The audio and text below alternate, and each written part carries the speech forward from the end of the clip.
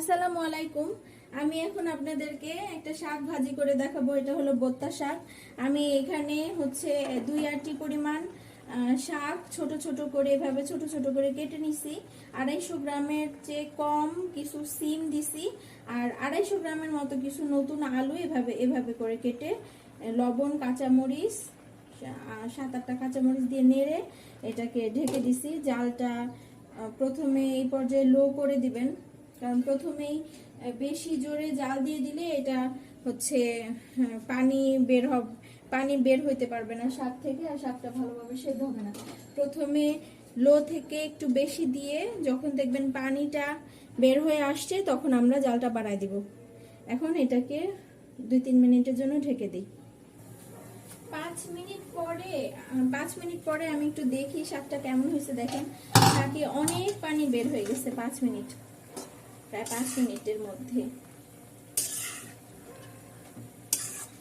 আমি এখন চুলার জালটা মিডিয়াম করে দিব। মিডিয়াম করে আর একটু ঢেকে সেদ্ধ করে নেব।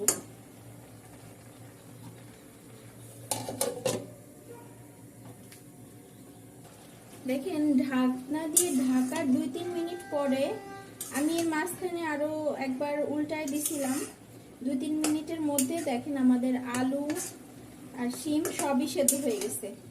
এখন এর মধ্যে এখনো পানি আছে। আমি এই পর্যায়ে কি করব, এটাকে এরকম একটা ডাল ঘুটনি তো সবার বাসায় আছে, এরকম একটা ডাল ঘুটনি দিয়ে আমি আলু আর শিমগুলাকে একটু ভাঙা ভাঙা করে দেব। আমি কড়াইটা আবার ধুয়ে চুলায় বসাই দিছি। কড়াইটা গরম হতে থাক, আমি আপনাদেরকে একটু দেখাই। এখানে আমি শাকগুলো ওই ডাল ঘুটনিটা দিয়ে একটু ভাঙা ভাঙা, আলু শিম এগুলো একটু ভাঙা ভাঙা করে নিছি, আর শাকটাও একটু একটু গালাইছি। পুরোটা ভর্তা করার দরকার নাই। আমি এখন এই শাকগুলোকে বাগার দিব। কড়াইটা গরম হোক। দেখেন আমি এখানে পরিমাণ মতো তেল দিয়ে দিছি। তেলটা একটু বেশি দিছি কারণ শাকে একটু তেল বেশি লাগে। একটু তেল দিয়ে দিছি, আর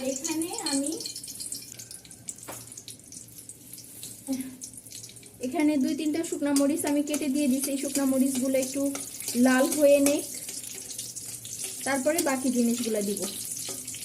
শুকনা মরিচগুলো আমার লাল হয়ে গেছে। দেখেন শুকনা মরিচগুলো এইরকম করে লাল করে নিব। এরকম করে লাল হয়ে যাওয়ার পরে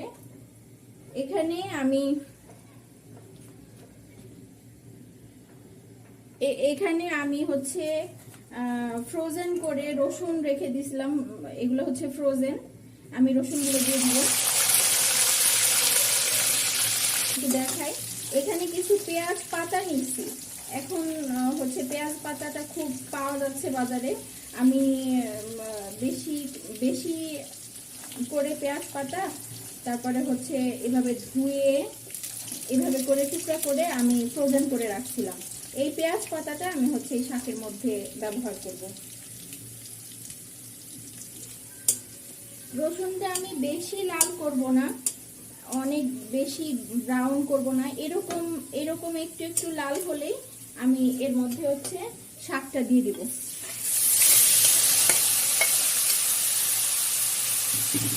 শাক আর সাথে সাথে এই পেঁয়াজের পাতাগুলো দিয়ে দিব। শাকগুলাকে সবকিছু দিয়ে দেওয়ার পরে এভাবে নেড়ে আমি এখন হাই ফ্লেমে এটার এখন পানিটা শুকাই নিব, কারণ এখন আর শাকটা সেদ্ধ হওয়ার কিছু নাই। এখন তাড়াতাড়ি করে শাকটাকে ভাজা ভাজা করতে হবে। শাকটার পানি প্রায় শুকাই গেছে। আমরা এখন তাড়াতাড়ি করে ভাজা ভাজা করে নেব। চুলায় লাগতে দেওয়া যাবে না। এই পর্যায়ে একটু খেয়াল করবেন, যেহেতু আলু দেওয়া হয়েছে, এটা বারবার কড়াইতে লাগতে চাইবে। এটা বারবার নাড়তে হবে। আমি বেশি ভাজা ভাজা করব না,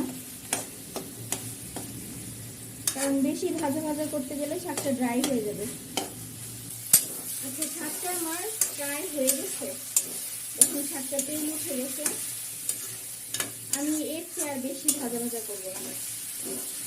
যখন দেখবেন এরকম কড়াইতে তেল দেখা যাচ্ছে, কড়াইয়ের মধ্যে তেল দেখা যাচ্ছে আর পানি শুকায় যায়, সেই পর্যায়ে আপনারা নামাই ফেলবেন। আমি এখন শাকটা নামাই ফেলবো।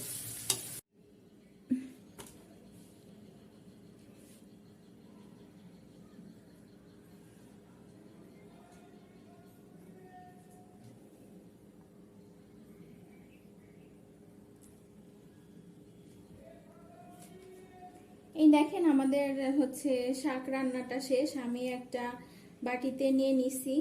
শাকের কালারটা দেখেন একদম সবুজই আছে। এভাবে করে আপনারাও রান্না করে খাবেন, খেয়ে আমাকে বলবেন কেমন হলো। সবাই ভালো থাকবেন। আসসালামু আলাইকুম।